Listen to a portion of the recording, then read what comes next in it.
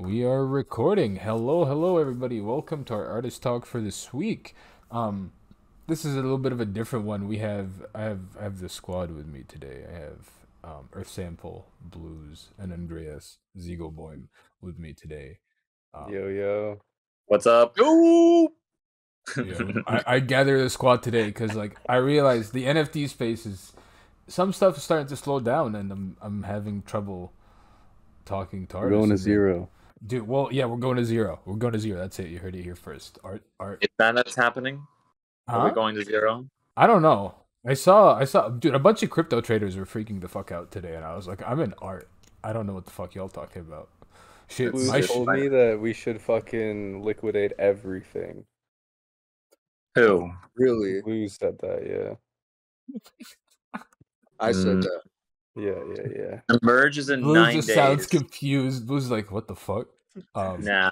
It says Yeah, here, the looking merge at is 9 days from now. Jesus. Coin Market Cap has the merge 9 days from now, and honestly, guys, as much as I want to be a doomer, I'm a magician, so I cannot be one. Well, so yeah, I mean, I literally have license to make it so. Like, we're chilling, so don't worry. Everything is fine.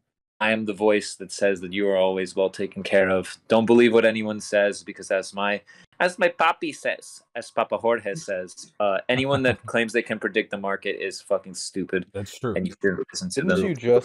Didn't you just predict the market? It's time to go. No, that was that was I'm a not magical predicting prophecy. The market. I am the market, and I say that everything's fine. Everything's cool. All of our money together and leverage trade 1 minute candles. But this is actually interesting. This is one of the reasons I wanted to talk to you guys about. Well, one of it is because I had an artist walk out on me didn't walk out. They were like, I can't do it last week, and so I was like, I need to talk to friends, and then I wanted to approach you guys because we are friends, but also we're all into the crypto art scene, right? We're all making NFTs, and so I hate it. But I can't leave. He got too many collectors. Many mouths to feed. Too much utility going on. But yeah, I wanted to ask you guys, and it's like I did a little video 2 weeks ago where I was like, let's discuss the state of the art market. And it was I love that video, by the way. Hey, I did not watch it, but I'm assuming that things are good. Oh, thanks for your support, Dre. Just waiting for the podcast, bro. I can't put everything on That's YouTube. True. Oh, and to those but listening, I should, honestly, because I finally got it. So yeah. And to those listening, I'm very soon, if not this one, will be available on Spotify. Ooh. Yes. Ooh. Just one last one. But so that video that I did about the art market, it was sort of a positive tone because it seemed that the NFT market freaked the fuck out. Everybody was like, my JPEGs and my collectibles are going to zero, and us in the art side, we were like, hi, I'm just making art. How's it going? Was it Butter South Park? Lulu, I got some apples, like that kind of shit. Still going. Yeah, and so I think I mean I haven't sold a piece, but I haven't sold a piece personally, but I've sold a piece that I bought, an art piece. You guys have managed to sell in what we classify the bear market. I bought a piece from you. No. I was talking about very recently, very recently, right in between the video, and so I wanted to ask you guys how do you guys feel about the state of the art market within the NFT space, and how it's sort of faring? I think it's in a strange spot. I mean, I think there's definitely a meritocracy happening, which is really good, but I think there's also there's a lot of speculation happening with some upcoming artists too, which is going to be interesting to see how it goes. I don't know. It seems like Super is getting most of the volume. A lot of people are making good sales, even those off Super as well. Like Blue's even making some good sales. Yes, sir. Mr. Daniels was making good sales. Yo, Mr. Daniels was sold out until yesterday. But sold out up until yesterday, yeah. Yeah. You're sold out, right, Dre? I'm pretty sure. Dre's got some stuff out. I've got 3. 3 pieces, but as far as the state of my market, the state of the pieces themselves, I have collectors swimming around, thank God. So like it's really cool. Although it's not a question of if, rather a question of when. And 100%. I have several collectors that I'm literally looking at, and it's like primed to fight over a couple of pieces. And a surprising collector who said that they liked a particular piece that I was like, this will probably be the last one to move. So the way that I see it is detachment still from the market, only because like, yeah, I don't know. Things just kind of work out for me all the time. So I'm like, I labor under that belief, and things kind of mold themselves to that. But as far as the market goes, I find it funny. Like there are certain artists that are really amazing that have been getting swept. Showerman came first. Lois Laurel also like got Lois exploded, bro. Oh yeah, yeah. massive sweep. There seems to be at least from that, just those two things. If we want to establish a pattern, which I wouldn't, don't listen to me. There is I think that the market itself, the collectors themselves, are maturing into the state of, I think a lot of people like surrealism, a lot of people like painterly work, a lot of people like collage. Like I just run in those circles though. So seeing Charmin and Lois explode is like a really cool sign for me.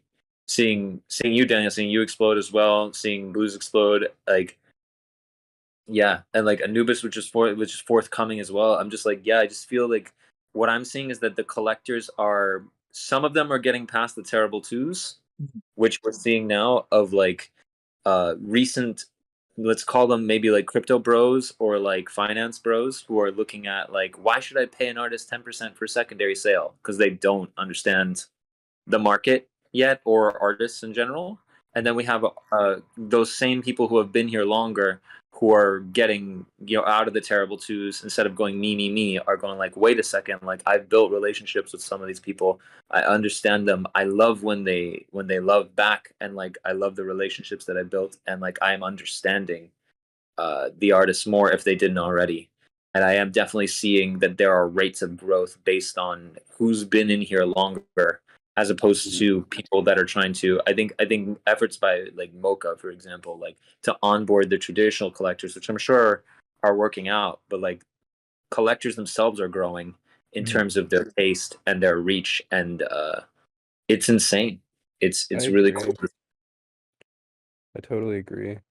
I think there have been a lot of like newer collectors coming in too, right? I don't know if they're traditional, but I mean, Protein Prosecco, I'm not sure if it's another guy just like with a different account. Like it might be. But that guy's new. There's like there's a bunch of like neuroplastic dude. Bernardo. Little do Oh we yeah, know. Neuroplastic. Yeah, little do we know, Neuroplastic, it's all just one dude with 7 arms, bro. It's That's just it. Beanie, bro. It's all just fucking It's just Beanie. Yo. See, Imagine. here's a weird thing. Beanie's still active in the space. He's just not active under Beanie. You know, that's one thing that we know in the space too. Just like Blues, man. Yo, that's Blue go crazy with those alts, man. Shut the hell up, dude. I have no alt accounts. This is how he Not infiltrates yet. the various side just through alts. side universes of the crypto art world. Just Kind of I mean, amazing. well, How I so get into the VIP rooms. well, isn't it? I mean, isn't it sort of? Well, I won't phrase it as a question, sort of, as more of a statement, where it's like it's become very interesting how an artist can like, we already have our online ego, right, as an artist, sorry, our online character, right, as the artist. And then now we also have the ability to create a second alter ego, right, through an alt account. And in a lot of times that we found, the alter ego is the exact opposite character of the artist. Dude, right? Dali talks about this shit. He says, what was it that he said? Shit, I'm sorry. Less about alter egos, but more about the social fluidity, which is something that, because identity is so fluid in these spaces, and we've all been joking within our own private chats about, not necessarily infiltrating, although infiltrating does sound sexier, of like, it's like you have everybody has compartmentalized identities and things that we like and dislike, and things that we want to talk about, and things that we don't, and we have private lives and public lives and all those things, and you can compartmentalize those pretty easily online, and it allows you to make friends with the groups of collectors or people that collect certain types of art, or in terms of PFP, like maybe I'll call it pop art, that you wouldn't normally be able to interact with if you were, say, like purely your fine art self. Do you know what I mean? And as your fine artist self, that also gives you an even more added level of fluidity. And Dali says it's like that's the critical part about being an artist, which is cool because you guys do it and I don't. Which is to be able to move between groups is crucial. And the way that he said it was, you need to be able to say to the rich patrons, "Oh, I'm sorry, I have to leave. I have a meeting with the surrealists." And you need to be able to say to the surrealists, "Oh, and I'm sorry, guys, I have to leave. I have a meeting with the rich patrons." And it gives you that insider outsider vibe that people end up loving and valuing your time for, in this weird unconscious way. Because the people from Group A know that you're an artist, but you get to be able to hang out with them for whatever reason, and that is cool. So it's a really it's a tactic I haven't used, but I'm watching you guys use it, and it works. I mean, honestly, I think that it's worth talking about about how selective you guys have been with regards to your groups, and if you recommend that as a strategy to not necessarily incoming artists, but artists in general, of like embracing rather than condemning the various subcultures that exist, and like finding one that you like. I think it's like not even about advice. I think it's just what sort of happens when you spend a lot of time online, especially like Twitter, where you're actually connecting with people. You're just gonna sort of go towards like a quote unquote interest, or like maybe you get psyoped into something, or like something. I've gotten fucking psyops. You guys know that. But it's not about like it's not even about like calculated moving. It's more so like, at least in my on my on my side, I guess. I don't know what the word is there. But it's just like this shit is fucking interesting. I want to know more about this. These are the people who are doing this. This person's funny. Like I'm gonna just DM them and just start talking, sort of thing. Yeah. No, I think it's what's cool about this whole thing. But this is just something that I think we've all talked about since the beginning of this 100%. this Yeah. expansion of the art world. It's like, it's like there's no middleman, so you can just find people, which is incredible. Like shit, like you might be playing something like League and find someone with a mutual interest that you wouldn't have expected, and you just go hard. It's you just you Dude. click. It's funny. I was That playing shit League and happens. I found a guy with the name some like 0x NFT millionaire, and I was like, yo, like, what's up, bro? And he was a douche, man. He was a fucking dick. But Oh, well, dude, Really? no, That's that's what it is. League. No, that's League. League is It's League. League is different. dude. League was a bad example. Maybe you're playing World of Warcraft or something, and you find someone that recognizes a name or two. It's You can signal it. I didn't even think about that with usernames. You can definitely signal it. Zero But of X course, beef. a league playing collector would be a douche. Yeah, of course, it makes sense. It's very competitive. Well, Hey, so I collect work sometimes, and I play League. I know. well, And would you consider yourself competitive as a person? No, God, I'm fucking pissed though. Just a nerd. You're angry, so it goes into Yeah, just a the nerd, video bro. game. what? That's what's happening with Devil May Cry for me. It's my way of learning Dude. failure and also getting rid of anger by slicing things up with my giant cock sword. Hitting See, things with guns. dude, I've been in Minecraft. I lately just Hey, jumped haven't you back. played Bloodborne, brother? Dude, no, Dude, no, I've been Bloodborne is on playing- PC, but like is on my PlayStation 4. But now, because I have the PC, I've been mainly a lot of time on the PC, and like it's just honestly been Minecraft. Because like I can have a serious conversation with somebody while playing Minecraft because I just hop around, I just Yeah. literally. Can't wait to find a collector on Animal Crossing's New Horizons or some shit. Yeah. Well, it's like it is interesting, like because somebody made this. I think I was watching some podcast and they mentioned like this like weird generation where these sort of investor type, NFT analyst, money hedge fund managers or whatever. They're not like man, I'm here on a yacht. They're like hitting up people like, hey, you want to play a league? Like, what? That's great. Right? How beautiful and egalitarian that is It's in reality. it's kind of cool because like one of the biggest crypto trading accounts that I follow, e-girl Capital, that's run by the cat person. E-girl Capital. Yeah, dude. They dude. If you go on e-girl, Blend, e-girl. yeah, literally. I'm not even, I dude. see your fucking smile.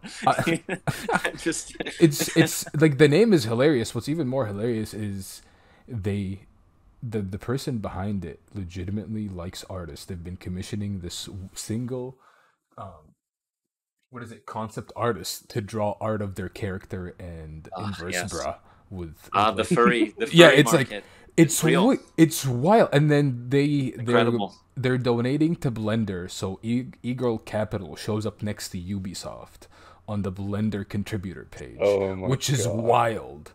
That's right? one group that I really need to like. I need to interact with the furries. Guys, you guys need to teach me how to infiltrate these groups, man. You need to teach me how to be a human being. It's not. Being able to just like talk to people, talk to everyone is insane. Like the internet like is just opened up a whole new world with that. You honestly, Capital. You just gotta have memes, and you just gotta last long enough. The longer I just can't believe that's a thing. Yeah, no, it is. Dude, Ego Capital's fucking swag. Dude, they're actually pretty good too. It's kind of wild, and it's like a cat. It's like a cat onesie. It's it's literally the character is a cat that wears a yellow onesie. Amazing. It's and it's like, to me that's like so interesting, right? Because like I remember in my art in university classes, my teacher like made it a point in one painting class to like mention or to bring awareness to the fact that you don't see a lot of signatures anymore. It's true. I hate signatures on paintings. I hate them. Right? They're one of my least favorite things. I signed them back. There's no point of the signature anymore. There's no point of the signature anymore. I've realized when we're dealing with digital mediums and we're uploading good quality, there sort of is, because if somebody crops it, then you have proof. Because if there is no signature, it becomes a bit easier for people to just like fully rip off your stuff. And if you don't have the money to like go, well, no, it's on chain, yeah, but it's like the legal process of going to take something down, where it's like, it's far easier to prove it with a signature, because then you can just show the original with the signature, right? And be like, this is like. You also just like Photoshop file that shit and be like, this is the day that I created it. Show me yours. Well, actually, yeah. Do you guys use metadata, Photoshop metadata at all, or no? No, I don't get the paranoid yet. Same. Every time I'm exporting, I'm like, I probably should be including a metadata thing, but I won't. But I mean, honestly, like I said, I operate under everything's going to be fine. The only thing that I've been late on the game on, which I finally caught up with, was using like a ledger. Like, okay, cool. And now I learned that I need a ledger I need to get a vault for the pieces that I've collected. And I'm like, do I need a vault for the things that I minted that are just inventory, right? And I'm just like, I don't know. I just don't get that.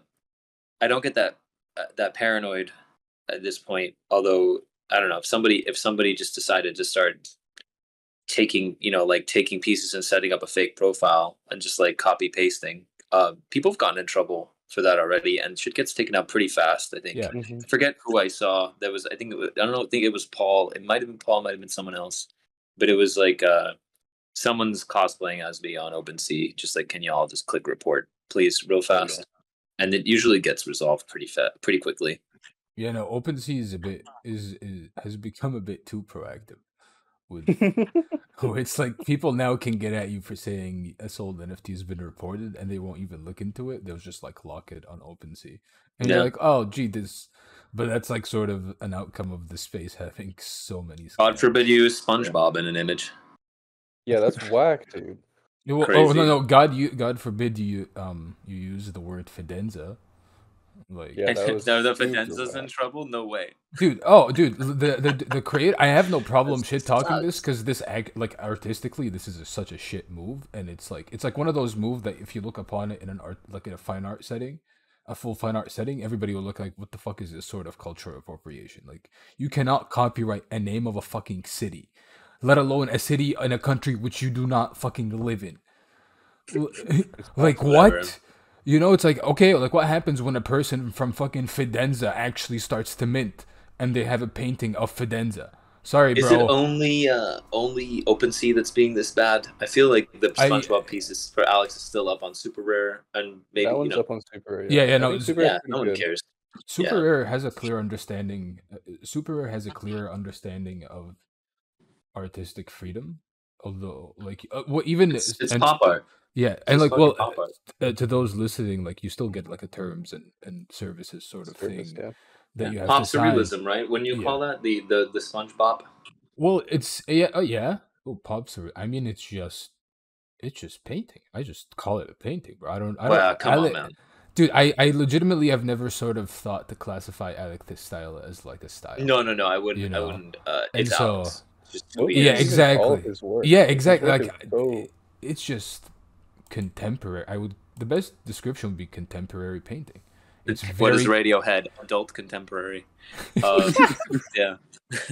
I mean, like, I can't describe what we can classify it as, but we can both of us like talk about, or all of us can talk about what's being utilized, right? It's like that work itself is utilizing like imagery from childhood, right? It's drawing upon pop culture.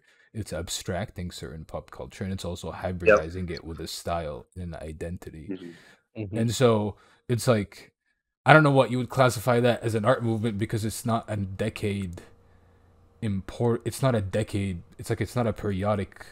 No. Also, pop surrealism had its moment with Ron English and shit like that, like the Baby Hulk and all that stuff. Like it's done. Like it happened. Like it's like I can call myself a surrealist all I want, but I wasn't born in the 1920s. Well, so. It's like the evolution of it, right? It's just like the constant evolution of certain movements, but I wouldn't apply the name of the movement to it. I would just say it's the constant evolution of like painting, modern contemporary painting. Okay, I have a question for you guys. It is. Who top two? Should we do top two or top three? Top three. You guys can decide. Top three, okay. Top three artists in the space for you guys right now. Just in terms of work, like just in terms of what you like. It's a problem because I do like everyone's work. It's so much right now.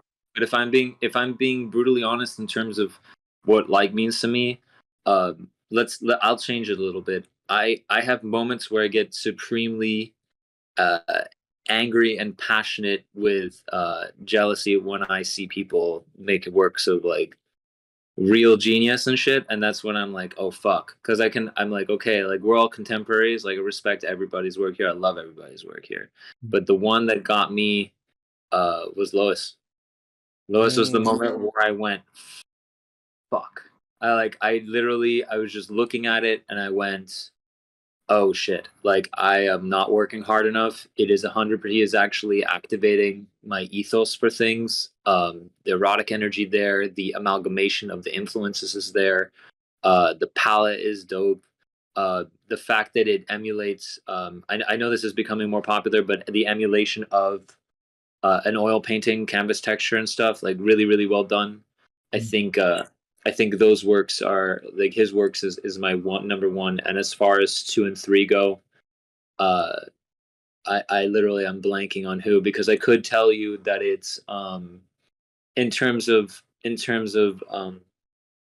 classical, like it would be Minotaur Man, like Paul, like in terms of wow, he really kicks ass. But there's plenty of people that aren't in the space that I feel that way of, like which I can't name because they're not in the space yet. Like what's his name, the dude that did, we were just talking about him the other day, did the Fables covers, very, very famous, James Jean.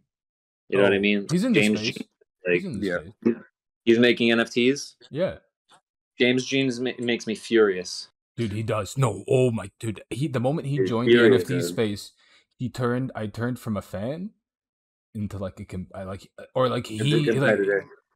turned from like an idol to like, I must try to take this man artistically down. I will not stand for work this fucking good upon my eyes.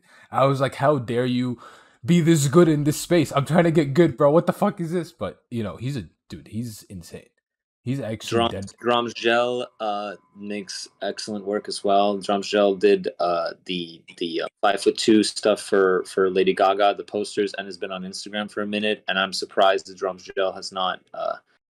Drumsgel is going to have their moment in a second, I'm sure, just because again there's a turn towards the surreal.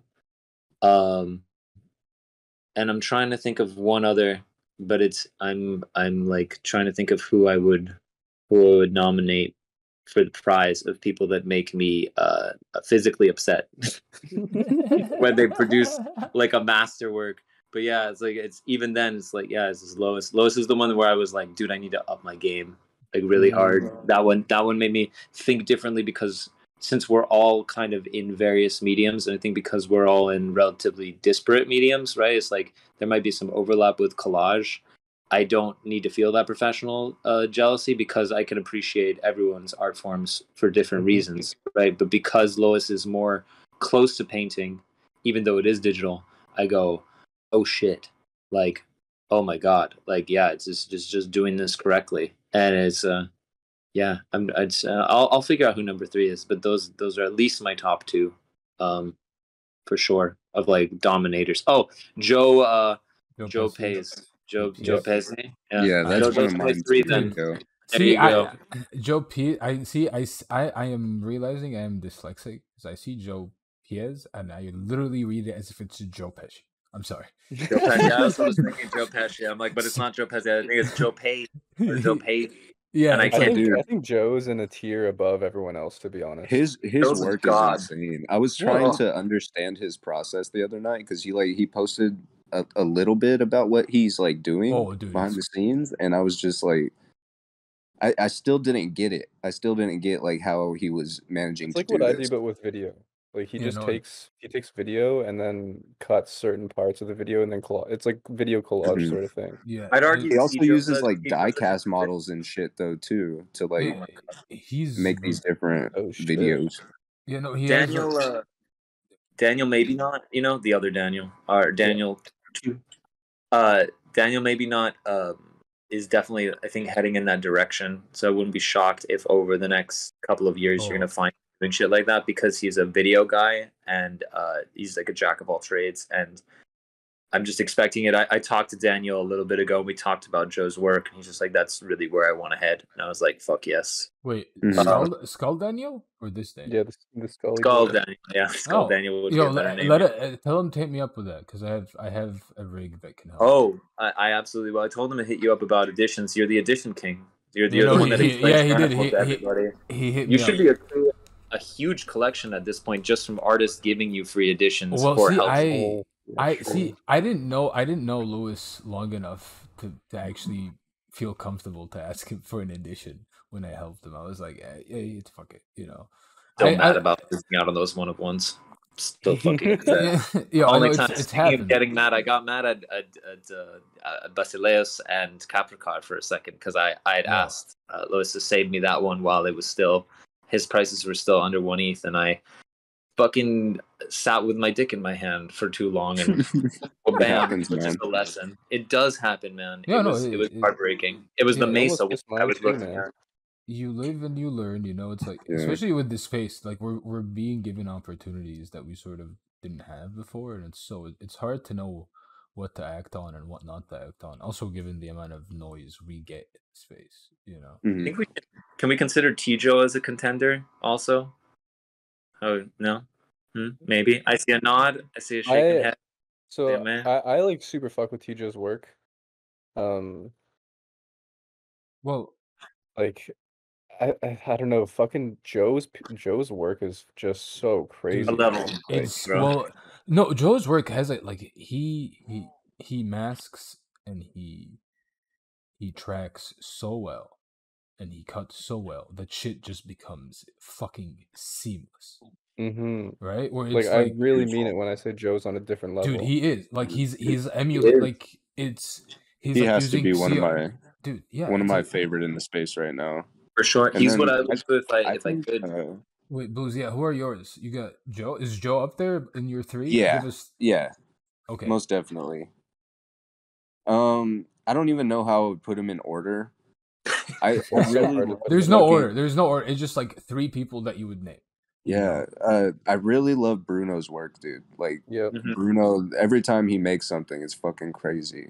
And even like his unfinished work, like before he photo or drags it into photo editors and like everything else after he finishes like the base painting of something, even the base paintings are like fucking insane. And he's been like sending me pictures and stuff on them, and I'm loving his work at the moment. Bruno's a rabbit. Yeah. Really good and shit. then I don't know, I've really been liking Scratch's work too. Yep. I really like Scratch's new work. Scratch is really good too. Yeah, his new work's really good. Omen, I think obviously, he's doing a really good job of integrating like physical and digital artwork. Yep. And I don't know, I'm just loving it. I've had a chat with Scratch in terms of that integration because I had a quick phase, not that quick, where I was trying to bring in like multiples and cartoons and stuff and like little things in with classical painting, and it never quite fit. It always felt like I was just collaging things in and putting things together. But Scratch really does Scratch does crazy work that is not. I don't think his genius is appreciated yet. I agree. Yeah. Yep. And then, like I said, Omen is a whole fucking other league of. Mm-hmm. Yeah, Omen's killing it always. Wow. He's in my top 3. Yep. We'll put Omen in the top 3 to top 5 for sure. So wait, Blues, what are yours again? I'm saying Joe, Scratch, and Bruno. Joe, Scratch, at the moment. Okay. Contenders. What about you? I like Omen, Joe. I really like Jake the Degen.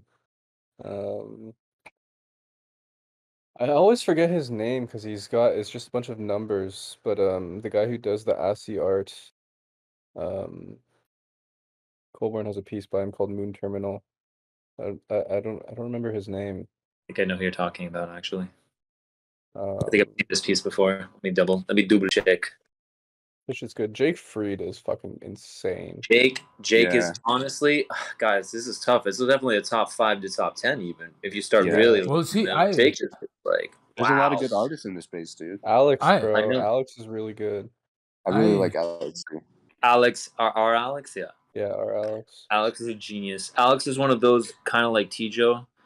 When you guys inevitably like go and if you haven't, some of us have met him already, but like you go and see Alex's shit. The first time I met Alex, you saw it's like I really appreciate artists that live and breathe their art, right? Like wear it, are it, like come in, yo, it's me. And the only 2 people that I've seen do that shit are Nihilus, who is also doing amazing work in terms of photography and like warpy ass shit, like taking photography to a different level beyond even collage. Who was just like came dressed as fucking Nihilus, like came to Miami, just like gothed out, fucking like dyed hair to one side, all of the rings, cool fucking clothes, cool conversation. Like you can spot him in a crowd. Alex is the same way. And Alex came in when I met him for the first time at the show. It was the hair first because he came to my first show, and then afterwards when I met him for the second time, I saw the Coat Mobile, and this motherfucker just had stacks of paintings and drawings in the back of his car. He had his book, and he was just like, "Take this, dangerous skulls." And I was like, "This painting? I still have the painting. I have an Alex original. You need to tweet that out. You need to. I will tweet it out. He deserves it because it's. I have a couple pieces. I have a null wrap here as well, which I'll show to you guys because we're here. Why not? Shout out Purple Rat. Dude, Null's actually a contender in my mind too. Come on, guys. Killing it. 10. Null's fucking doing. Dude, I got one of the ceramic pieces. Yep, but I don't have an actual edition or anything yet. So I have a Feta plush, but it's at my grandfather's house, and I haven't been able to see it yet. I was gonna steal Victor Subtle Bubbles plush. You're gonna steal I decided it. against it. You were like, I decided against it. It's mine. That was a good call, and also a bad call. They'll be worth a lot. Also, everybody loves loves no. I can't name one person. It was at the Mocha party at this last NFT NYC. He was like, that name was big and in a prominent section and being shown there, and it was the party of NYC. Like, yo, Null's work is like, yep, Null. He's on a different level, man. Like Null in and his Joe are on a own different lane. level for sure. Yeah, it's like I've seen him, like we talked to him for an artist talk and all that, but when we were talking to him in the Making It Discord, and he's just like, here, let me show you guys my video shit, and then multiplies it, and then multiplies it again, and then multiplies it a third time, and then you're looking at 1,000 fetas just like talking. Another like, artist who wears their identity on sleeve, like, you know him when you see him, no doubt. And I'm just like, I'm trying to get on that level as well, of like, you're just living and breathing who you really are. And I feel like you're there, bro. I think you're there. Me with my I'm not even trolling, man. Little bit, but not like these guys, man. Not like these guys. I know them on site, and yeah, and they're all happen to be really nice. The only one who I haven't met is Joe, but like, that's one cool thing about the space is nearly everyone is very nice, except I'm not talking shit, so forget it. He's banned anyway. Doesn't matter. Well, if he's banned, I think we can talk shit, right? No, he may have no shit talking about. I think I know who you're talking about, but let's not. I'm gonna be good. I'm gonna be a good boy. Oh, I'm getting the shut the fuck up. Look at Blue's camera, bro. Blue's knew what I was gonna talk about. I realize. Yeah. I don't even know who we're talking about, to be honest. It's okay. I'm not gonna say anything. I promised ahead of this show that I would be good, and the I-Ching told me to be good, so I'll be good. Well, just send it in chat, just so you know. But I'll know. No. Don't do I know? In the air, man. No. We've talked about it before. Into the air. All right, we'll talk later. I let the mystery hang. See, my top, like, I would say 3 that I really, really enjoy. Like, every artwork I see for them, I'm like, that's a bang. Is Paul Reed. His paintings and his drawings are fucking insane. And I'll tell you, like, I like his drawings a lot more. Like, his paintings are immaculate, but his drawings are just fucking... It's like black and white bliss. It's like, it's like, you know... Like, you're comparing apples to oranges, because you can enjoy... Yeah, exactly, right? So it's like, to me, it's like, oh, his work is, like, so great, and then you look at his drawings, and, like, you're like, holy shit. Like, this man knows what the fuck he's doing. And then we Oz's drawings, by the way. Oz's drawings. Have you seen the he's posted them in our chats before, but Oz... I have not. Well, like base drawings for his pieces. Those are cool. Base drawings have their own flavor to the pieces themselves, and you can appreciate both. If he ever comes out with an edition of the drawings on something, I would pick that up in a heartbeat. They're fucking crazy. He has a great line. Just a great overall style, and like, I'm glad that something gets lost in the alchemy, because I get to appreciate both of them in different ways. In the same way I feel about Paul. Is like, yeah, those black and white drawings, there's something about seeing the colored stuff with that masterful, like, obviously, like, studied ancient demigod hand, and then also seeing them just drained of color in a drawing, like, even just like trees, landscapes. Yeah. Well, I also personally enjoy. Like, my thing is, like, I enjoy drawing a lot more than I enjoy painting. Like, always, like, I just enjoy drawing a lot more. It's Same. like, you know, it's like my shit is like, if somebody's like, you have the option to paint like Rembrandt or like draw like Doré, I'll go Doré every time. Yeah, I get the spiritual sensation of making art from drawing before I like to do it from painting. It's different, man. Yeah, it is. And then my second person is this artist on Super Rare called Stazinko. She's like a painter in Ohio, and her paintings just like exude this like modernized or contemporary Francis Bacon that it's just like, you put that shit in the chat, brother. I got you. It's like and to those listening, it is, because Paul Reed is easy to spell. Stazinko, I can't even fucking pronounce it correctly. To those listening, it is Stazienko on Super Rare. I find her paintings like because they're all oil, although she does some digital and animation stuff like oil. Did you find this list hard to make though, bro? Because Dude, like it I like is. people, company It is. included, and it's like you have to bring it down to like 3, 5. Yeah, it's so tough. I didn't mention you Mortal guys. Kombat. I didn't mention you guys because like it's already a given that I enjoy all of them. Like I you know, and then the third one is Karan's like Karan Oh, 4D. It's just like Lunatic. his AI shit, man. Like it is insane. You know, it's like I'm gonna go see Willy Wonka tomorrow. He's a pioneer, bro. Yo, he is. He actually is. And it's like, yo, you enjoy seeing him. You better fucking smoke some weed with him because he's a fucking. We were talking a bit about substances. I will figure out whether he's burnt out or not on them. But okay. But we were chilling playing Pokemon one time. Big chilling. I met him at the mocha party that I was talking about, and he mistook my brother for someone else. And I was like, he didn't know who I was physically. And I said to him, listen, whoever you thought that my brother was, I promise you my brother is much cooler. And then he just kind of gave me that quizzical look, and he was just like, are you Andres? And I'm like, yes. And he was like, bro!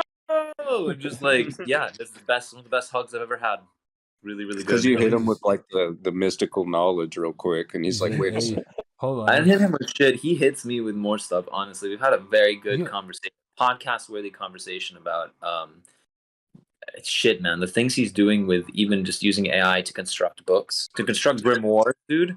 Yeah. Oh God. We're made a Blues. He made a grimoire out of a couple of different books that he fed the AI, and it came out with some Elder Scrolls style, like how to make a talisman, charge it with some souls, like that kind of shit. It came out with like a step-by-step, legible grimoire type thing that you would probably find in again. Yeah, ask him about it. It was cool as fuck. Smart, man.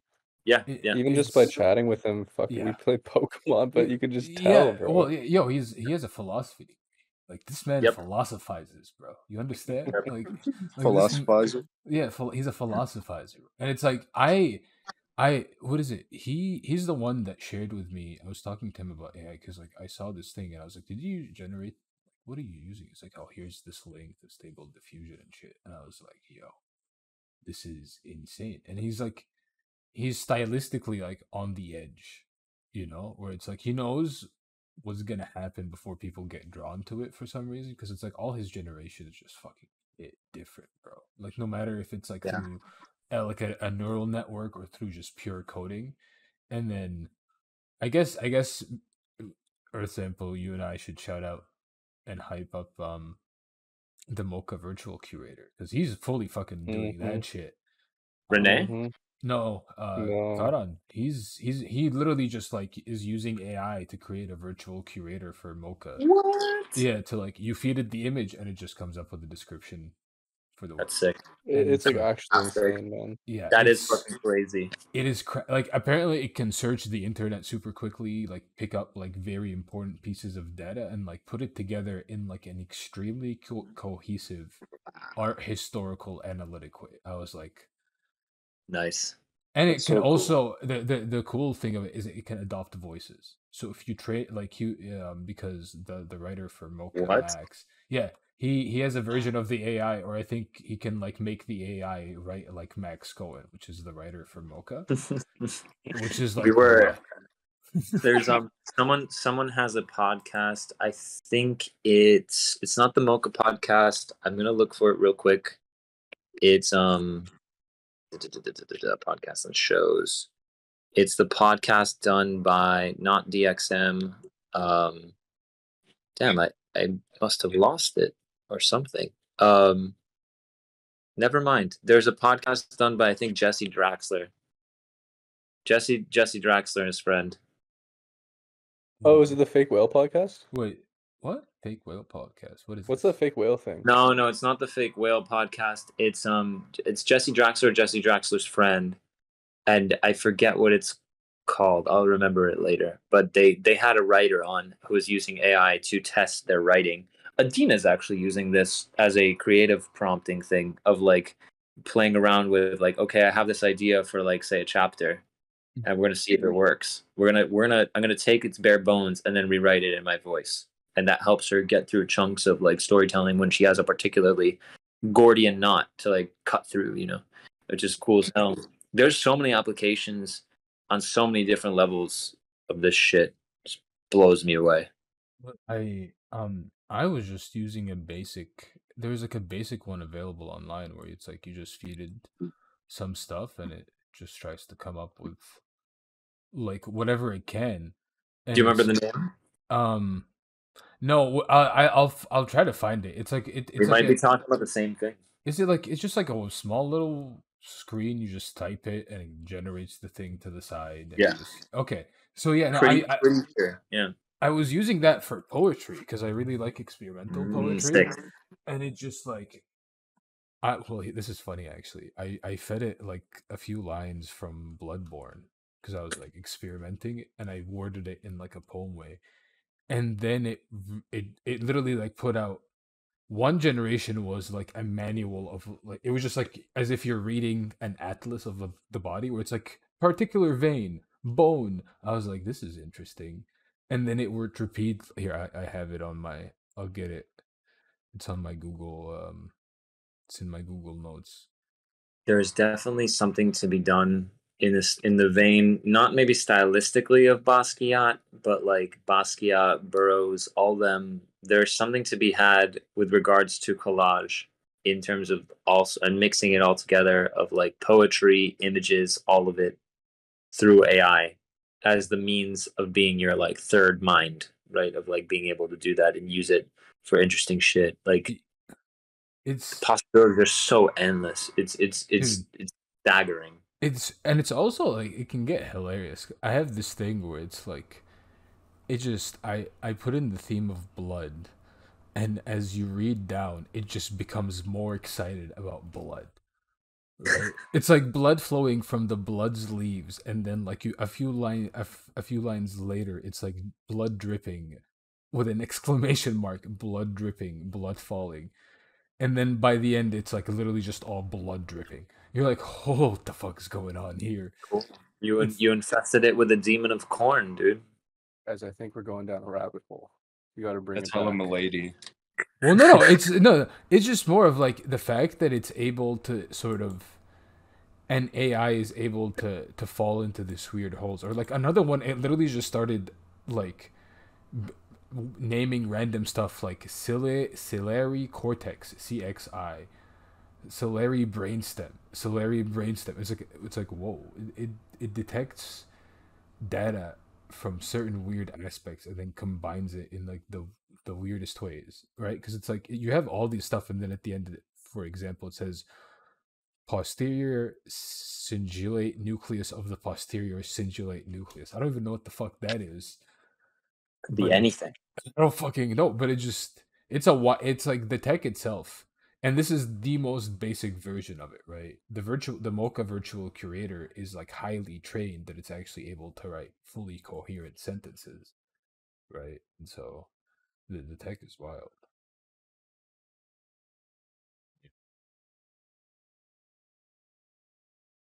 Guys, let's bring this back to digestible conversation. What's going on you don't like talking about AI. I don't know. Yeah, people who are listening, they can't see the cameras really, so yeah, we're not doxing. We're not doxing, unfortunately, not yet. Although, I mean, how do you? Well, yeah, two of them are doxed. Two of the people talking here are doxed, and then two of us are not doxed. How do you guys feel about doxing in general? I'm not doxing. Never. Doxing, like telling you where I live. No, like identity reveal sort of thing. Oh, it's too late, man. Although I don't know what I'm gonna do because eventually I'm gonna change my name, my last name when I get married. So it's I'm only doxed for now. Well, I mean, what do you? We've. I'm not sure if that's. Yes, you're not really doxed. No one's actually doxed, dude. Yeah, if you all right, you can always just go ahead and change it. Yeah. I like having it as my name. Although when I change my last name, because if Adina has to do it, I feel like I'm obligated to do it. Fucking because it's what a great excuse to just go hard. Yeah, it'll be Andres Del Vecchio. So it's like, okay. Bro, that's a fire ass name, bro. Del Vecchio. Yeah, it is. My grandmother's last name. You got a good name, bro. That sounds like, you know, like you're a fucking sword master or something. You're about to kill I am somebody, a swordman. I bro. want to be one. I need a respectable name. You know what I mean? Like I don't even know. You need like a Joe or something like that. Joe. You know, like a strong name, a man's name. Like a John. No, I'm talking last names. Wait, why'd you say it like that? Dude, John's a strong name, bro. John is like fucking. That's man, bro. John is fucking man. John. I just imagine him, John, like sledgehammering something, you know, like into something heavy. Like a construction worker, just John. No, it's not even like that, bro. It's just like refined man John. You know what I'm saying? I feel like you have a crush on John, man. Well, man, bro. No, man.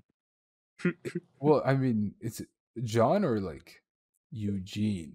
See, Eugene's not a good name. Get out of here. No, Eugene's a nerd's name. Eugene is a nerd's name, bro, or a serial killer's name. Okay, yeah, isn't that Mr. Krabs' name? Eugene Krabs. Oh, I think so. Well, so if y'all could choose an art name, what would it be? Like everybody here already has an art name. I already did, bro. But it's like I already did. But like, I changed my identity. You gotta choose like the most. I already changed mine. You gotta choose like the most basic ass name. Like, what would your name be? Going Joe, man. Think of all the Joes that have ever been in existence. That's like infinite Joes. Infinite Joe. You're connected to all the Joes that have ever been. The JoJo network. I get it. I'm going with exactly. Yada yada does it forever. Yo, my sister calls me Bob, man, for no reason. I feel like actually call you Bob. Sounds like some sister shit for sure. Yo, that's some evil. What are you saying, Blues? People can also call you like Bobby, you know? Robert. Like you have nicknames. That's hard, bro. Bobby. Yeah, Bobby's hard. So anytime I think of Bobby, it's not that hard. It's not.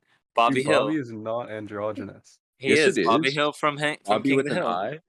Bobby with an eye. It's definitely not a dude's name. It is androgynous. Yeah, it's true. Yeah, I guess so. Yeah, but you have to say it every time. It's like, hi, it's Bobby with an eye. I like. That'll make someone remember you. Oh, you wouldn't, bro. That's true. No, you wouldn't. Girls with ugly guy names are way hotter. Dude, it's actually true. Like what? Like Alex. I mean, there's a lot of Alexes out there, you know. There are a lot of Alexes out there. Yes. I mean, I've always considered Alex. Well, actually, no. Alex is a. I know a lot of Alex ladies. Hey, yo, Alex. You know I know Gabrielas or Gabrielles. Yeah, I know. Funny because the short change. So your artist name would be Gabrielle. Is it? If I were a lady, it'd be Andrea. If I were born, if I had the lack of luck to be my mother's daughter. Somewhere in university, she has even more body dysmorphia than I do. Oh my god, unlucky indeed. And I love you, mom. But like, yeah, Jesus Christ, I wouldn't have been able to survive. But yeah, the artist name, I've tried thinking of what I would have my artist name be, and I'm like, would it have been my magical name? Not revealing. Would it? And I just feel like I'm going to have my artist name come when I get married. So it's gonna be cool. Yeah, because it'll be Andres Del Vecchio. Like, it's cool. You get to own a Del Vecchio, or you just own a Dre. Yo, that does that.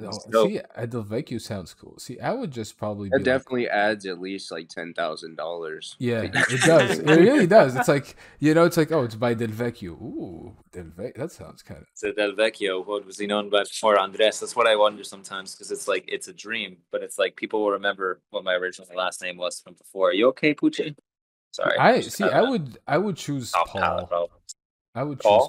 Yeah, I would just I would build this whole like mystique around like Anubis 3100. Like somebody meets me, like, so what is your brother?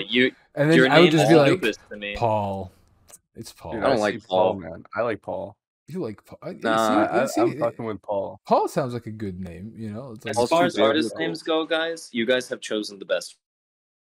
I have to say, Anubis, Blues, Earthsample. Like, there's some fucking cool Bodhisattva style. It's so much bigger than your given name. Do you know what I mean? And there's something to that. There's something to choosing the identity that I've thought about a lot. That's why magical names are such a thing.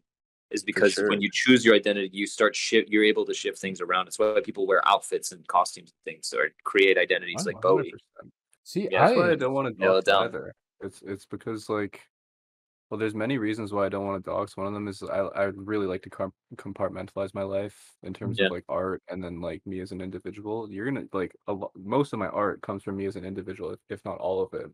Yeah. But like, I don't know. I have friends who like do shit in music, and they um they they like to be anonymous or undoxed, and it's because there's this sort of relief of pressure that comes with, you know, well, first off, I think it's very, very impressive where people fully attach their identity to art, because it adds, at least for me, it adds this layer of, oh fuck, like this is me, like this is there's not this sort of separation. Like I can walk away from Twitter for the night, and like I'll be myself, and like I don't know, there's separation within my life. I also like don't want people knowing like my pockets and stuff like that. Like I'll tell friends, but like on chain, like dude, you go like Ferocious's wallet, and you're just like, all right, fucking this guy. Like I don't know, it's like a target thing to me. It's like I really like privacy. I really like I mean I grew up like anonymous on the internet. It just feels so much more natural. I will partially dox at some point though, and I'll meet people IRL, but I like being able to not have my full identity attached to being known as Earthsample. Don't even worry, bro. I'll dox you. You don't even have to worry about it. I bet, bro. Bet. Like I got you, bro. I got you. Picture uploaded now, brother. It's done. Yeah. No, I think the whole dox undox conversation is super interesting. It really is. It Because is. like it's especially when big numbers get involved, right? Because then it's like, okay, what happens?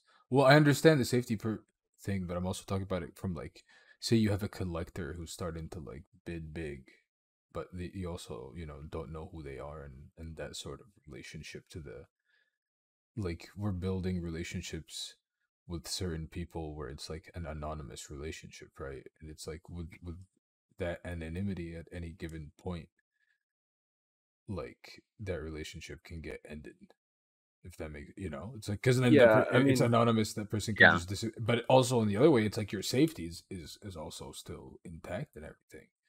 And so yeah, I mean, like the anonymous like rug pull scenario. That's like, I see why people are like, fuck being anon, because like that possibility is in play. But really, like Yeah. no one's really anonymous. Like really, You you know- can check my IP, you can fucking do all that shit. no, There's I you're was gonna get caught if you fucking rug. no, I It's wasn't true, talking from yeah. the I wasn't talking from the rug perspective. I was legitimately just talking from like the whole like relationship perspective, right? Where it's like we're interacting with people who are fully anonymous, and we're building these relationships with them, right?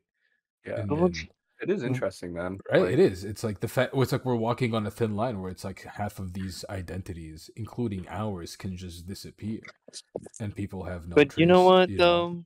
But I guess, but it's like that's very like I think that's very romantic. But I think what's funny is like the mask more than anything else is like the mask in everyone loves to be able to say no, and everybody and everybody loves to be able to hold on to their own power, and everybody obviously loves their own comfort, and everybody loves being safe in their identity. And it's very being in the marketplace, like being in the gallery or being in the museum or being wherever, being on the trading floor. You're no longer safe. Like you're with all these other consciousnesses. And so I think that what's cool is that through the masquerade ball of like Twitter and all these other the various social networks, but Twitter being the main, I think there's something really cool to be said about like we form these I have, at least, I'm sure you guys can speak for your own too. Like there are these massive bonds that get formed based off of people who them by their magical name. And yeah, sure, like you could run away and get out at any time. But I think it says something like you guys haven't had to do that. I haven't had to do that. I don't know how many people have other than certain rug pullers. But like, yeah, it's cool because I think I get closer to the people when I see them through their mask, and they're able to reveal a little bit more to me through the magical name. than they would if we had just met on the street and they were looking at the work in a gallery, right? It's like the mystique is there and not there at once, and that's kind of beautiful. Yeah, I love the magical name, man. It's critical. Yeah, no, have to dip out, it seems. Well, I was actually gonna wrap it up because I know you also have a mint to get to, or were you just joking in the group chat? You said you had something to do at 420. Oh fuck! Oh my god, that's in a minute. Bro. Yeah. Oh, see, go. So to those listening, Let me get my ledger. This man is, go, bro, hurry. This man is speedrunning a minting thing. Shout out fucking Yoga Labs, man. Yoga Labs, always not pushing Yuga it back Lab. 24 hours. We're chilling. Okay, you're chilling. All right. Well, Okay, I guess cool. we can end this. Well, actually, I guess. Well, here, let me ask you, since we're not gonna end quickly. Like, what the hell is this Yoga Labs thing, brother? Oh, Don't it's take whack, them. bro. It's fucking whack. It's whack. Yoga Labs. Oh, Yoga Labs. It's Yeah. Mike 3's project. It's the fucking Bored Apes sucking their own dicks. That shit's whack. That shit's okay. Okay. Yeah. No. All right. I guess we will have to end it. That's a great way to. Yo, I'm down to keep going, man. I'm down. Yeah, Okay. I'm chilling, but I have a fiance who's waiting very patiently to watch She-Hulk, and I don't want to get beaten again. Yeah, well, your presence is we're grasping onto it here, so Yeah, I know. your hours a little bit longer. I am. I'm totally cool with it. How do you? Well, yeah. How do you guys? I mean, this is a really interesting topic because I've been fucking with it for a good for like a solid 2 weeks now, right? Where it's like AI is becoming very realistic now, you know. And like, have you all fucked with Stable Diffusion or DALL-E 2 at all? I know Dre, you fucked with Midjourney. Midjourney, I I've only fuck with messed with on a Midjourney. constant basis. Yeah, the thing is, Midjourney is becoming. I have two bodies of work now. It seems like I have the body of work that is within my. I might as well show you. You guys are both here. Y'all can't see this when you're listening to this on the debut of the Duad podcast, but Spotify. On Spotify, yeah, it'll happen. I mean, we did it with our fucking talking bullshit, me and my fiance. So at least this is caters to a particular audience. I have two bodies of work, and one of them is the manifestorial body of work, which is you guys are you're gonna get to see my studio in a second. The mess that it's in right now as we move things around. One of them. Yeah, one of them is the manifesting one, and the other one is the other one is the like body of work outside, like my shit that I do for fun with like Midjourney. Yeah, don't judge me, guys. It's a mess. Look, all my suitcases from the trip. Look, you'll see some classics that are up on the wall. So the private collection, right? Look, the Alex that I was telling you about is right here. Right? Oh, damn. This is going very, very soon. It needs to be shipped. Its box in here somewhere. But behind the Angels of the Art Fair, which is embarrassing to say, I haven't framed it. Another private collection piece. This is my vision board, right? Like, and from here, bring nearly all of my early work on Super Rare, especially. But like, I followed it through the spiral, starting from here onwards, and so I like each time that I finish painting, I get closer and closer to my next to the manifestation, and so I'm kind of stuck right here on this piece, and I finished these two right here, and I have I think this one and this one, these two pieces here left to go before I change my palette. So I have that body of work, and then I have another body of work that's outside of it that has nothing to do with the board. It's only tied to it by palette. And I've been finding myself coming back to Midjourney as the source of the sketches. Like that's where I'm going now. Is like Midjourney gives me four images for my prompts, and now I'm able to combine them all. And Midjourney is starting to replace using my sketchbook or using collage as a means, or collaging in my mind, which is the one I do most often. That's so interesting. It's wild. Like that's something that's not talked about a lot. It's like the using of Midjourney as the sort of, I guess like early guide. I mean, it's fucking broken for that. It is broken for that. It's so busted. It's crazy busted. It really, really is. Like, well, just wow. See, you boys need to start fucking with Stable Diffusion. Bro, you were hating on Stable Diffusion. Well, no, I was hating. 2 days ago. I was hating. I know. I'm just trolling you. I know. No. I will still hate upon Dream Studio, sir. My hate has not changed. His hate has not diminished. It is not one iota. Shout out Deform, because they're the ones that forked it and allow you to do whatever the fuck you want on that channel. Oh, cool. Honestly, yeah. That's what I've been using. It's like I'll try Stable. The problem is just like this is already doing what I want it to, essentially, which is give me sketches, give me sketch now, sketch me please. Like I can now draw for its own sake again, which is kind of cool, and I can start doing that as its own art form. And I don't know, I just love the sketches that it's coming out with. I can take wholesale from it, and it doesn't give me enough detail, which is how I like it. Even Midjourney, when it's upscaled, doesn't give me enough detail. I like that it doesn't know hands yet, or at least is not trying to do hands. Yeah, it fucks up hands. Love that it fucks up faces. I love it, man. And also, it's critical for me because I've always thought of myself as like I'm a responsive painter. I'm a responsive artist. Like I like the idea of, okay, I want to make a piece of art, and it's going to be, yeah, it's my marketing agency shit. This plus this equals this. And add a little bit of this, right? It's like I want the face of Malcolm Lipke with the colors of a Remedios Severo and the landscape of a Caspar David Friedrich. And I want you to just fuck me up real fast. And it can get somewhere along those lines, at least with one of the images. I assume Caspar David Friedrich is a famous painter. Oh, dude, go. Because like do it, just do yourself that favor. Well, no, because like I generated. Well, if you go on Dream Studio, the first thing like it suggests is a Caspar David Friedrich painting. Of course it does. So I was like, it does. I noticed it come up in a bunch of other generations, and I've used it a bit, but it's like how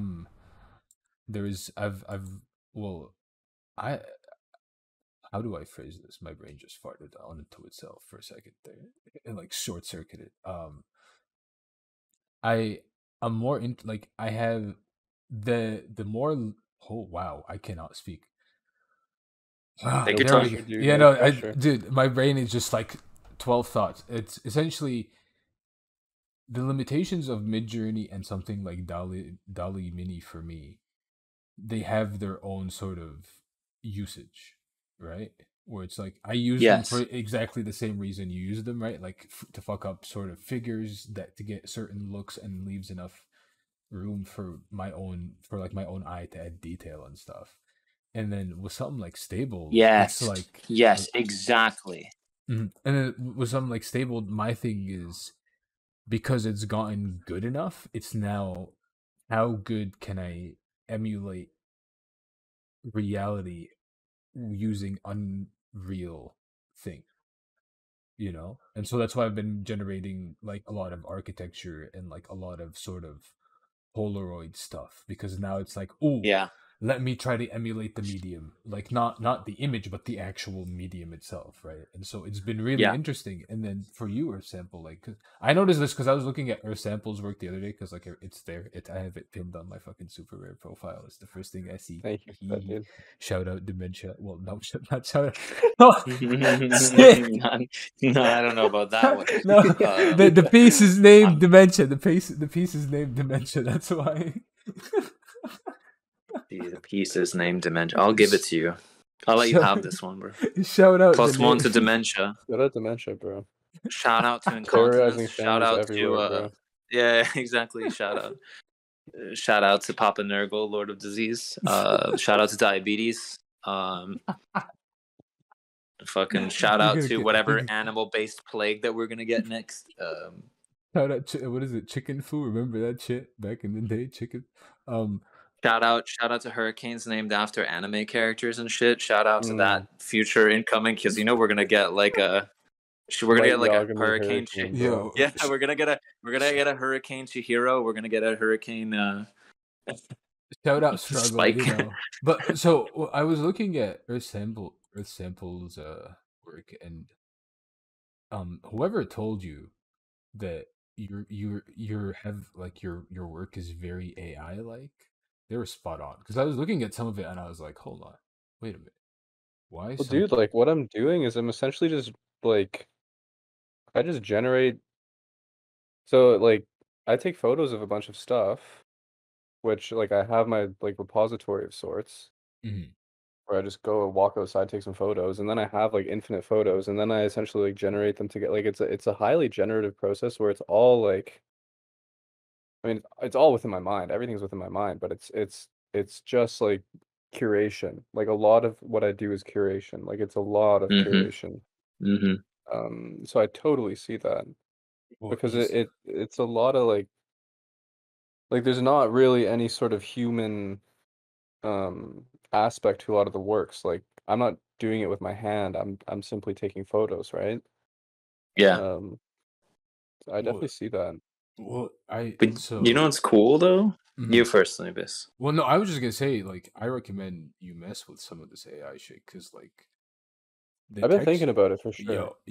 Well, the open source version of it makes it a bit more accessible too, but it's like the ability, because you're already like me and Dre, we have the like we fuck with AI because like we already see what it does for the painting and what you want to do with figuration and stuff like that, and then for you, it's like because you're a person that goes out into and to those listening, I have met Earthsample in person. We've walked in the city and we've taken photos. We've walked together, smoked some cigarettes, you know. Indeed, we've gotten drunk together, talked about art, talked about art too. Like it was great. But your process, like you're looking for texture, you're looking for interesting shapes, you know, and with this tech now you also like you have what you're looking for, but you can also generate hybrid stuff that you cannot find in reality, but that you're able, you know, it's like, oh, like a green pipe, or sorry, like a natural sort of like a pipe made out of trees or whatever, and just to get the shape, you know, that sort of thing, or like water texture on glass and that sort of thing, and how you know, that's because it's that's a like good idea. What sort of unlocked this whole shit to me was like I'm generating brutalist architecture, and it's like I'm getting these really realistic color images, and then I was in a space talking to Cliff, shout out Cliff, an artist in the space, and he was like, "Have you fucked with Photoshop's Colorize yet?" Like we were talking about neural film, and he had mentioned something, but I went on there and I was like, "Oh, there's a Colorize option," and then I started colorizing the black and white generated brutalist architecture, and I was like, "Oh shit!" Actually, I have a question for you, Nubis. Actually, maybe this is the day that I resolve my problem. So, like, I threw the images of this image board as a springboard and responsiveness, and everything's been easy up until this guy. So everything's been easy. It's the Untitled Art Fair, which is equally this. Which, if you look at this, it's really a no-brainer because this becomes this, right? So the thing that I've been having. I have this painting that's been on my easel for maybe half a year, and I keep destroying it. Which this has become this fucking chaos that I keep destroying over and over. So my question is, with Stable Diffusion, would I be able, like, what can I feed? What can I feed this image into that will give me like angels and spirits and all sorts of weird shit, where I can take this image and just like give it a prompt of some sort and say go crazy. So, in the style of this or that. Well, and to those listening, he's describing an image of people in the gallery, I think, or it's an art fair. An art fair, yeah. In an art fair tent, yeah. The best way to do it is you'd actually get Casper Frederick, that dude. Funny enough. Yo, Casper. And then essentially the best way, it's like, you would go towards. Because I've realized AI has a bit of trouble fitting stuff that has never been together, like wild stuff that's never been together. It will struggle sometimes to bridge that gap. And so what you want to get close to is like an art fair is like sort of a courtyard, you know, like a space of a court. So they just like add angelic courtyard and like celestial heaven or something. Yeah. And then I mean, I had a fucking who did I have come through? I had Alex come through, and I was like, maybe we'll collaborate on it. And it looks really good, but it's like not quite what I'm going for. See, like his little additions and shit like that. Like feed it into Midjourney. Like feed the idea in itself, and like just, you know, you can change the depiction to fit the art fairs. Yeah, but it's like generate it as like this fantasy like image first, and go with fantasy descriptions, And then in a separate generation, you can try to generate like a painterly sort of art fair look, and then see if you can bridge The them problem together. is the composition. That's the problem. My problem is just like it doesn't quite. You'd think this one would be easy, but it's not for some reason. I don't know why I'm having so much trouble with it. With the stable diffuse, like you'll be able to generate enough that you might find a few generations with a good composition. Like, yeah, maybe. I think that might be the call. And then that might be the call. It could also just be like generate characters on their own and see how you can, once you have the image. See, it's less the characters. It's more like I have this composition. I have these people at the art fair. They're all tiny, right? There's like, how do I just get this thing to work? But maybe I just have to get it on my own way. You might also I just have to commit. You might have to go big. You know, I might. Bigger. Fuck. Listen, I know going bigger is usually not, but it's like you might have to go big, because like a painting with that sort of depiction, if you want to give it that feeling, because like that's the thing where it's like Earthsample's work, because it's digital, he can control the size so easily, right? That it's like his work naturally feels huge. Like, yeah, I just been stuck on this one, man. Damn. So like, just try to go big and fuck with fantasy elements, because then I think that's the plan. I just wish I could down. feed this thing past the only program that I know of that can let me feed images directly. I think is DALL-E. I don't know if DALL-E does it, and I don't have a DALL-E account. The other one, Wombo, the really crap iPhone does it, and it just no. Yeah, the results are not perfect. That's fine. Like honestly, Stable Diffusion, like they don't have the actually, shout out Deform again. I think you can generate stuff from images on Deform. You just have to have the image, in the Google Drive you're running the collab on, and it will start from the initial image. And so, if it's only limited to like it will generate stuff based on the image, but not like make variations of it, I'm pretty sure that's sort of an option that's going to be worked on. Even just through Stable Diffusion's AI, not even Deform what they're doing. Because their whole thing is built on Stable Diffusion itself. So whenever Stable Diffusion updates, they update as well. Oh, Andre just dropped off. Did he? Oh, yeah. Oh, well. Then there were just two. Maybe his phone died. I think so. It was very, very abrupt. Yeah. Super abrupt. He's just like, there's like, why did he go all silent? Where did these boys go? I have a question. Hit me. When it comes to the creation of your art, when you think of like how it's going to be displayed, I guess the question is like, what is the preferred method of display with the art that you make? Because like I think there's a lot of different answers here, right? Like I think Dre would have it like on a wall sort of thing, right?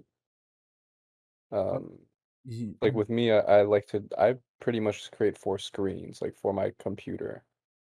I mean,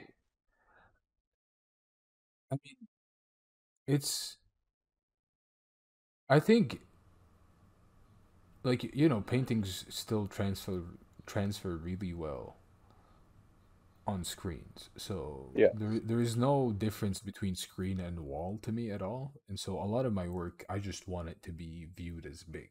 That's it. And it's like, I remember this like abstract painting, like huge. It was like the one painting that actually fully got me to bite on like heavy abstract work, because I hated it. Fuck it. I was like, fuck this shit. Fuck the Jackson Pollock. I still fucking hate Jackson Pollock. Fuck Jackson Pollock, bro. Fucking dripping paint on shit, bro. Fuck God. But anyways, it's like it was this huge fucking painting, and it was like orange and yellow. And it was like one of those things where I was just like, can this around me? And it felt as if it could. It was like it was so big that, like, when your eye was looking at a certain part, it was just all surrounded by yellow and orange, and I was like, this is bliss, like this is great. And so ever since then, it's like huge work. Also, I am Egyptian, right? So it's like I do live where it's like with the shit, like huge as shit, and like there's a certain there's a certain awe that comes with the term for it is megalithic, right? Huge. And I mean, like pyramids. I think is you actually know this is the Great Wall of China considered a megalithic I would hope so. structure? I'd think so. I would say so. It's fucking huge. My people were fucking building, bro. Bro, that's facts, bro. That's facts. I saw that Mummy 3 movie. I saw what y'all did. I fucked with that dude. That movie, I was like, hold on, Brandon Fraser in the Mummy, Jet fucking Lee. Okay, I'm sold. I'm sold. Like, but I just to me, it's like one thing that I've always paid attention to in art history classes, um, was size and like the feeling it does, and if it gave you like an awe feeling. And usually, if it's tied with something big, it gives you like an awe feeling, but also an aged feeling for some reason. I'm like, that is like, that's my shit. I'm like, I want you to look at it and be like, this feels kind of like, I know this. It's like, I don't know this, but I feel like I've known this in that sort Yeah, of, like it's grand. It's like, yeah, that feeling of like, I know, like, I don't know this, but I know this. Like, ooh, I've been saying like a lot. When we're talking about heavy conceptual stuff, it tends to come up because we're literally like see, it's being theorized as we speak because there is sort of no. At least I I mean, there's personally. definitely words for it. I just don't have them right now. Exactly, I haven't read It's the. It's like some subconscious consciousness, sort of like tapping into things that have existed for a long, long time and are just hard baked into human. It is Like well. that's like the awe and grandness and oldness and all it's definitely on point. It's yeah, and it's.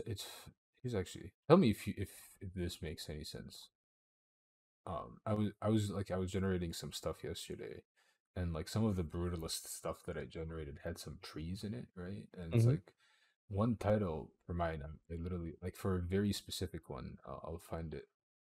Um, and I'll send it to you later. But for that, I was like, I'm gonna call it sort of um civil disobedience, right? And it's like to me, looking at it, like it was sort of reflecting upon the tree itself, like the presence of the greenery against this brutalist architecture, right? But also in turn the fact that there is brutalist architecture being placed within nature and just like not undestructive, like it's just present there, but like nature is still growing around it. It's like it's sort of to me it feels like an act of civil disobedience, not towards the government but like towards sort of existence and like the change, like how nature changes. Everything always changes, so we're gonna build this fucking thing that sits here for fucking ever. We're gonna die. I have no control over that. This pyramid ain't gonna fucking going nowhere, bro. That sort of That's that sort cool. of you know. Yeah, send me that. Send me that after this. Yeah, it's like that's. But yeah, I for some reason I tie architecture to emotions a lot as well, and like with size comes sort of an imbued of like some sense of architecture, and then colors, it's all that jazz. But then also with abstract work, it's like size is just like, oh, it's like as if you're looking at a light in a huge ass fucking building, and that sort of thing. Sometimes. Yep. What about you? Because you just said you build it for screens, but like, I how do really you? just like I don't know. I don't really have much thought in terms of like personally I like the way I would prefer to see my work on my laptop. I don't it's strange. I also haven't seen any of my recent work like on a wall or anything of the sort. It's only work from years ago. I mean it would be really nice to have something on my wall. Have you But the printed it screens are so before? crisp. Only for the making it show, but I haven't actually seen it. I see.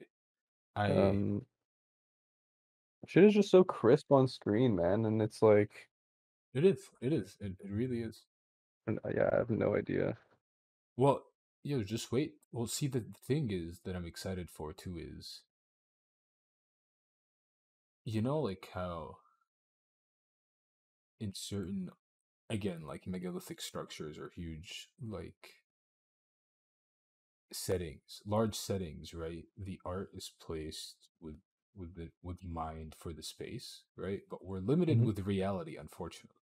And so like we have to think about a wall or like a slanted wall or something hanging because that's the only reality available to us, right? And so sometimes it's easier to look at a screen because like, you know, a wall, a screen, but then the way I envision certain, like the way I envision work to be sort of exhibited when we have more tech available at hand is like I've mentioned this on Spaces all the fucking time. Like I tried to hammer it into like Untitled and Chivati, and they just like don't talk to me about it anymore. Because I was like, you guys need to check out the Radiohead exhibition. You need to check out the Radiohead exhibition, and it legitimately changed my view of how even physical artwork can be displayed, right? Because in a world where there is no reality, and granted it's a Radiohead exhibition, so like you can utilize music, you can utilize 3D, you can utilize rigging and all that to create an actual interactive show, right? Stuff that's not limited. Like in one part of the game, you were floating and covers and images by Stanley Donwood were just going through. And you could walk around them, walk between them. You can't do that in reality. You would just look at a screen and the image would just flip through. Or like in another room, this was insane. Like they dissected their songs into areas. So like you would go pick up a phone booth and it would just be the vocals of Tom York. Oh wow. Right? And then you turn out and you go into like this little golden orange cube thing and it's just the drums.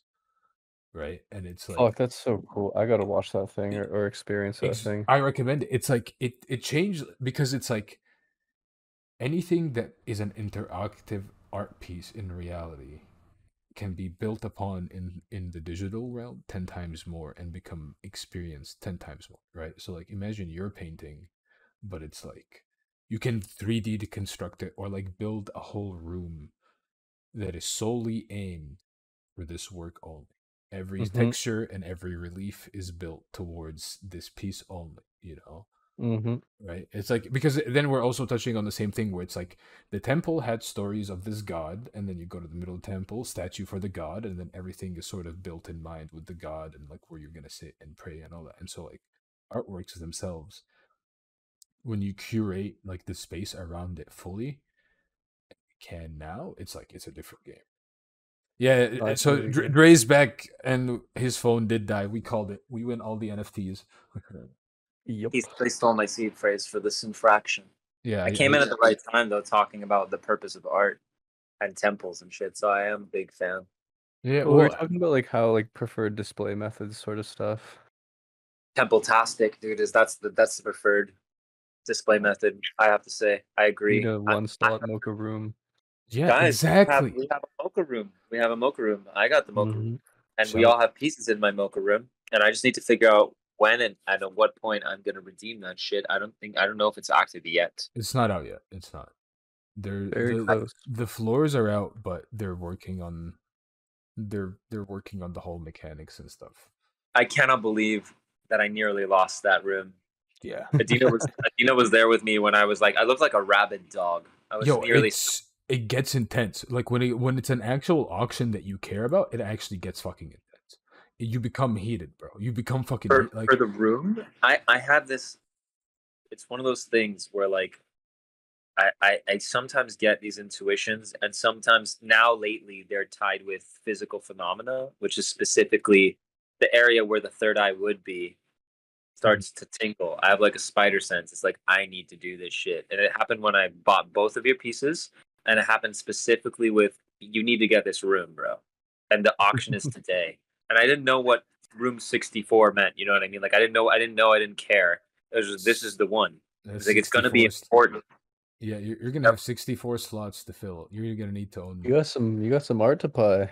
Yeah, I have. Yeah, well, I have mine, but the point is that is to just curate the fuck out of it and have, you know, like right now, since my art collection is small, it's a great place to display my work and then have my chunk of collection, and then eventually the collection will dominate, and we'll be able to put on shows based off of the collection and curate it in such a way. And what's cool is like I've seen Lord Truffington do this. He's fucking great with his Tezos collection and ETH collection.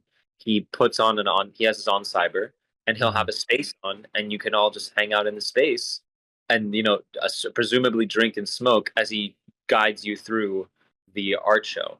Right? Oh wait, he does that? Yeah, dude. Yeah, we should do that. Why don't we do That's that? what we can do that with totally on cyber, but the plan is to do with the room when we get it, Yeah, and just hell yeah. roll from there, and at least have that as the it's like a spot to promote it.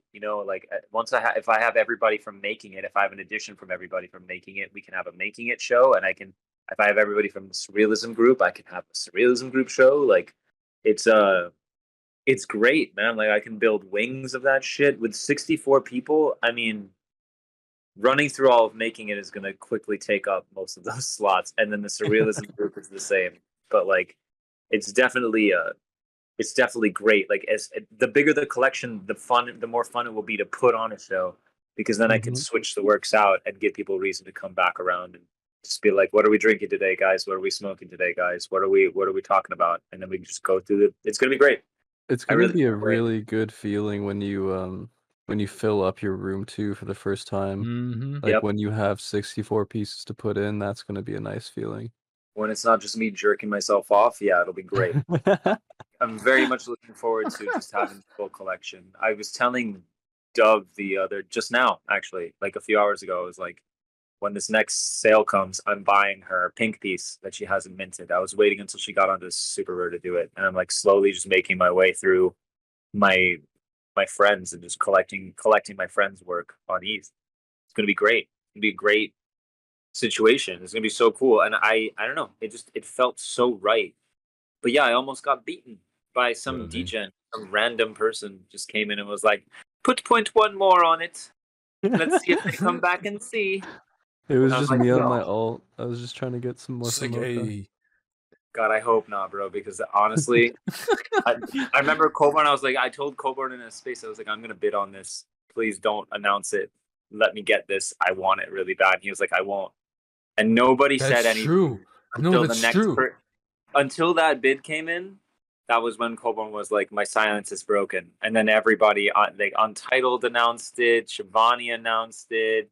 Renee announced it, and I was like, I'm fucked. My goose is cooked. It's over. But I was ask Adina sometime about it. She's like, his eyes were rolling in the back of his head. He was like, it would be mine. And I put that shit. Yeah, and I was so happy. I was like, yeah. Dude, well, that's funny. Hell yeah. You got it, dude. It's like the work of Untitled it's fucking insane. And so just what he's building, and he's been on this really nice wave of work too lately that's just immaculate, that I'm like, okay, we're gonna get some really nice fucking models for these rooms. Oh, 100,000,000%. Right? And I'm really curious, man. I'm so curious because I am DM him. He'll show you some shit, I'm pretty sure. Shit, I might just, honestly, because I'm curious. I've seen a few of them. I've seen the one that they use as the video, the test one, and I liked that one. But I've seen other images, and I'm just like, wow, bro. So I completely forgot. You're on the room floor. You actually can go and verify that you own it in the Discord, and you get access to a room bidders and buyers channel, and that's where they showcase. Untitled will literally host rooms there, and we'll walk bidders through it. You should, if you can DM me that. I don't think I'm in there. I don't think I'm in their Discord. I get so confused by Discord. I think you guys are the only ones that I talk to on here, and then I just dump my book recommendations onto the various channels, and then on top of it, what else do I do here? I go on Midjourney on here. I guess that's really it. Yeah. I still don't understand this app. But it's cool. Discord can be fun, but it can also be overwhelming. Yeah. I have over 2,000 notifications from probably close to 3,000 now of just notifications from a bunch of fucking Discords. It's Snuffy has a Discord. I don't know if you've heard of him. He's like a collage artist / tattoo guy that I get tons of notifications for. Boca makes no sense to me because I wasn't there early on. Their Discord is flappers to me. Dude, the Mocha Discord is a bit weird. I ain't gonna lie. The Mocha It's a whole thing, and I was like, "Oh, Discord must all be like the Mocha servers." I was like, "No, Mocha is just its own, its own labyrinth." Like, funny enough, it just imbues Mocha. Like, it feels like Mocha energy when you're in the Mocha Discord. You're like, it does. It does. I'm in there right now, and I'm just looking at it. Like, there were games I remember, the missions, right? Like, there's missions, the Mocha verse, the Genesis collection, obviously. They have an articles thing, right? I don't know. It's interesting. Still the best people in the space, honestly. I just find it like, I wonder if that Discord was created that way to amuse Mocha itself. No, it just as like an intelligence. Man, like, legitimately, there was no, like, the standard we see in Discords now only got established when, like, the whitelist fucking craze was happening. Before that, like, Discords were like bare bones at most times. Legitimately, it's like you would go into a Discord, like, unless it was like an established company. If it was like an artist Discord or like somebody who was starting out, their Discord looked just like a man-made Discord, not like an entity Discord, you know. Yes. And then with Mocha, it's also just like not a, like, the attention itself. I don't think is like, Mocha drives enough attention to all of its stuff. The Discord really, it's sort of, it's the place where if you want to get to know the Mocha team, you can go there. But like, not a lot of other stuff happens there. Nothing so easy. They're so great though. I love them. Oh, it's no Mocha. Like, yo, I mean, if you like to answer quizzes, and also they do put out their announcements there. But I mean, it's just like, it's not like an NFT project Discord, for example, where there's but they're trying to do stuff and all entirely that, different. you know, yeah, exactly. So, also, guys, I think I'm gonna bounce. I'm gonna go and catch She-Hulk with my fiance before she beats me. Yeah, we were gonna end it here, brother, because we've been going for an hour and 30 minutes or so. Really? Yeah, it's been a good conversation for real. Good. You're gonna have to parse this down to the dirty details. Good luck to those who listened. I hope you got some. I mean, if this is podcast episode 1, honestly, there's a good amount of laughter in this shit. The other podcast is so dry. Well, I mean, yo, that's the thing. It's like, I realize, like, it's getting a bit harder to start to organize artist talks in the space, especially during a bear market, because everybody's like, they've gone a bit more busier and stuff. You'd be surprised. Yesterday, Nihilus held a really great space. That was a bit more open format. It was called, I think, the Infinite something or other, and it was very much like first come first served speakers. Like Spaces is different. Like, I've realized Spaces functions differently. Like getting, like, reaching out to somebody and be like, hey, would you like to come on? What's your availability like, and all that. Some people are just like, oh, okay. It just becomes harder to get somebody to come on a one-on-one thing, especially on Discord, than like, hey, come join the Spaces, let's talk stuff, right? Because it's also like a private conversation. So like, some people get freaked out, some people just don't want to do it. That makes sense. But yeah, I'm pretty sure. I went on Podbean as well. It's like, hey, first 5 hours are free, so I can get this one up actually on Spotify. Yeah, and man. Why not? And just announce it.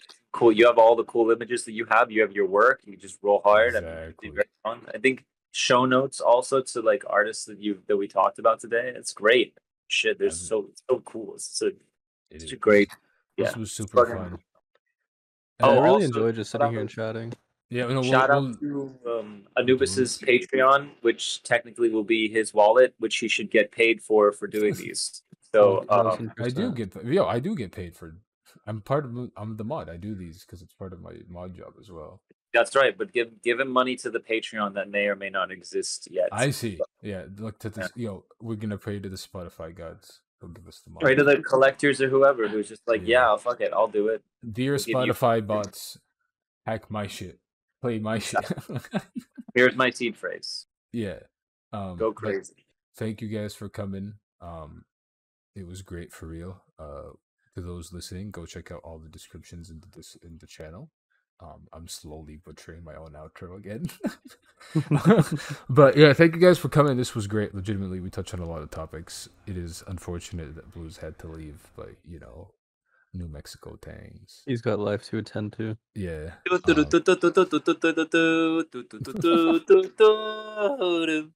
Yeah, to those listening, go follow all the go follow them. All the descriptions are in all the descriptions. Description box. Wow, all the links are in the description.